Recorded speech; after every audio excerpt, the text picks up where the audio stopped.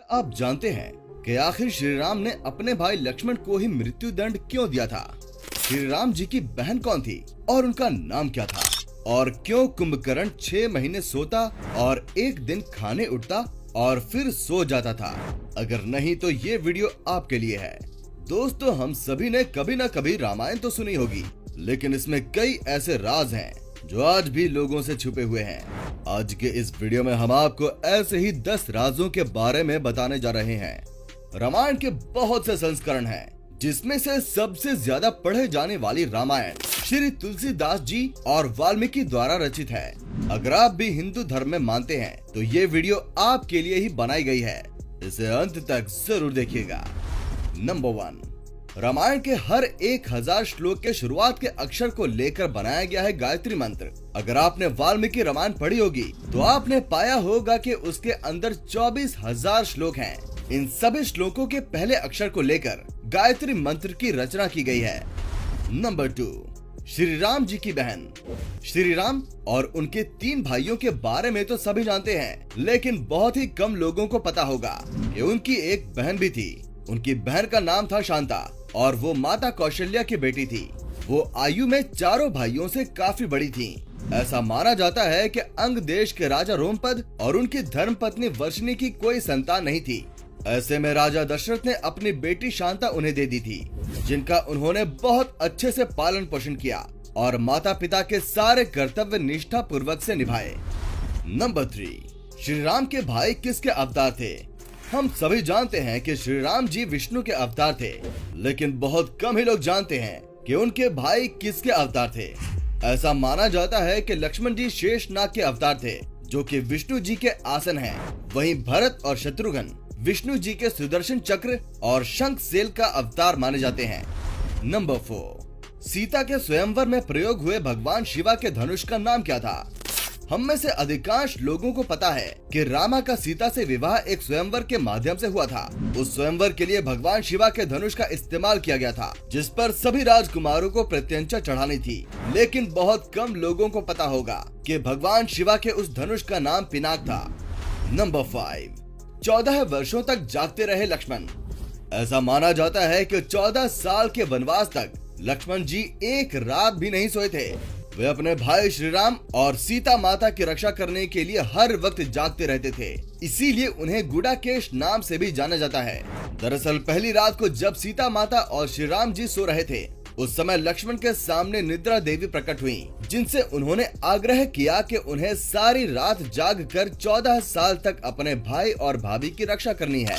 ऐसे में निद्रा देवी ने कहा कि अगर वो 14 साल तक जागना चाहते हैं तो बदले में उनके स्थान पर किसी और को 14 साल तक सोना पड़ेगा, जिसके लिए सीता माता की बहन उर्मिला मान गई। ऐसे वक्त में उर्मिला 14 साल के वनवास के वक्त तक सोती ही रही थी। नंबर 6, उस जंगल का नाम जहां राम, लक्ष्मण और सीता वनवास के दौरान रुके थे। हम सभी जानते हैं कि वनवास के दौरान राम, सीता और लक्ष्मण एक वन में रुके थे, लेकिन उसका नाम शायद ही कोई जानता होगा। दरअसल उस वन का नाम था दंडकारण्य और ये वन छत्तीसगढ़, उड़ीसा, महाराष्ट्र और आंध्र प्रदेश के हिस्सों को जोड़कर 35,000 वर्ग मील से भी ज्यादा फैला हुआ था। इस वन को बड़े बड़े राक्षसों का घर माना जाता था और इसीलिए इसका नाम दंडकारण्य था, जिसमें दंड का मतलब सजा देना और आरण्य का मतलब वन था। नंबर 7, आखिर क्यों रामा ने लक्ष्मण को मृत्यु दंड दिया? रामायण में बताया गया है कि किस तरह श्री राम ना चाहते हुए भी अपने छोटे भाई लक्ष्मण को मृत्यु दंड दिया था, लेकिन ऐसा क्यों हुआ था ये बहुत कम ही लोग जानते हैं। दरअसल जब श्री राम लंका विजय के बाद अयोध्या लौटे थे तो वो वहाँ के राजा बन गए थे। एक दिन यम देवता को कोई महत्वपूर्ण चर्चा करने के लिए श्री राम के पास आना था। चर्चा आरंभ करने से पूर्व उन्होंने भगवान राम से कहा कि आप मुझे वचन दें कि जब तक मेरे और आपके बीच वार्तालाप होगा, हमारे बीच कोई नहीं आएगा और जो आएगा उसे आप मृत्यु दंड देंगे। इसके बाद रामा लक्ष्मण को ये कहते हुए द्वारपाल नियुक्त कर देते हैं कि जब तक उनकी और यम की बात हो रही है वो किसी को भी अंदर न आने दें, वरना वे उसे मृत्यु दंड दे देंगे।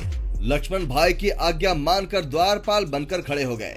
लक्ष्मण को द्वारपाल बने कुछ ही समय बीतने के बाद वहाँ पर ऋषि दुर्वासा का आगमन होता है, जब दुर्वासा ने लक्ष्मण से अपने आगमन के बारे में रामा को सूचित करने के लिए कहा तो लक्ष्मण ने विनम्रता के साथ मना कर दिया। इस पर दुर्वासा क्रोधित हो गए तथा उन्होंने संपूर्ण अयोध्या को श्राप देने की बात कही। लक्ष्मण ने शीघ्र ही ये निश्चय कर लिया कि उनको स्वयं बलिदान देना होगा ताकि वे नगरवासियों को ऋषि के श्राप से बचा सकें और भीतर जाकर ऋषि दुर्वासा के आगमन की सूचना श्री रामा को दे दी। अब श्री रामा दुविधा में पड़ गए क्योंकि उन्हें अपने वचन के अनुसार लक्ष्मण को मृत्यु दंड देना था। इस दुविधा की स्थिति में श्री रामा ने अपने गुरु वशिष्ठ का स्मरण किया और कोई रास्ता दिखाने को कहा। गुरुदेव ने कहा कि अपने किसी प्रिय वस्तु का त्याग उसकी मृत्यु के समान ही है, अतः तुम अपने वचन का पालन करने के लिए लक्ष्मण का त्याग कर दो। लेकिन जैसे ही लक्ष्मण ने ये सुना तो उन्होंने रामा से कहा कि आप भूल कर भी मेरा त्याग नहीं करना। आपसे दूर रहने से तो अच्छा है कि मैं अपने वचन का कर्तव्य निभाते हुए मृत्यु को गले लगा लूं। ऐसा कहकर लक्ष्मण ने जल समाधि ले ली।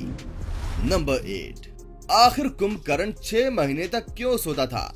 रामायण में बताया गया है कि कुंभकर्ण 6 महीने सोता था और फिर एक दिन खाने उठता और फिर सो जाता था। दरअसल एक बार यज्ञ की समाप्ति के बाद कुंभकर्ण के सामने ब्रह्मा प्रकट हुए और उन्होंने कुंभकर्ण को वरदान मांगने को कहा, जिसे देखकर इंद्र को ये डर सताने लगा कि कहीं कुंभकर्ण इंद्रासन न मांग ले। इसीलिए उन्होंने देवी सरस्वती से अनुरोध किया कि वो उनके जीभ पर बैठ जाए और इंद्रासन के बदले निद्रासन मांग ले, और इसी वजह से कुंभकर्ण को निद्रासन का वरदान मिल गया। नंबर 9, रावण एक उत्कृष्ट वीणा वादक था। इस बात की पुख्ता जानकारी है कि रावण एक बहुत ही बड़ा विद्वान था और उसने वेदों का भी अध्ययन किया था। लेकिन क्या आपको पता है कि रावण ध्वज में एक प्रतीक रूप में वीणा होने का कारण क्या था? चूंकि रावण एक उत्कृष्ट वीणा वादक था, जिसके कारण उसके ध्वज में प्रतीक के रूप में वीणा अंकित थी। हालांकि रावण इस कला को ज्यादा तवज्जो नहीं देता था, लेकिन उसे ये वाद्य यंत्र बजाना बहुत पसंद था। नंबर 10, नासा ने भी स्वीकारी राम सेतु के अस्तित्व की कहानी। वानर सेना की मेहनत और श्री राम जी की माया से बनाया गया राम सेतु, जिसे अंधविश्वासी लोग सिर्फ एक कहानी मानते हैं, लेकिन हम आपको बता दें कि नासा ने भी इस बात को माना है कि श्रीलंका और भारत को जोड़ने के लिए एक प्राचीन मानव निर्मित पुल पहले वहां हुआ करता था। नासा के उपग्रहों द्वारा खोजे गए इस पुल को एडम्स ब्रिज कहा जाता है और इसकी लंबाई लगभग 30 किलोमीटर है।